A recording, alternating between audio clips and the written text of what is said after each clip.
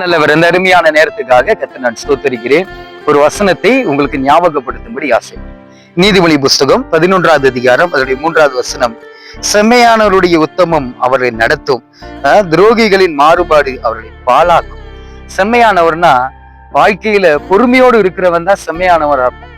அந்த சக்சஸ்ஃபுல் லைஃபை தொடரும் பொழுது காத்திருந்து பொறுமையோடு இருக்கிறவன் ரொம்ப ஜெயிப்பான்.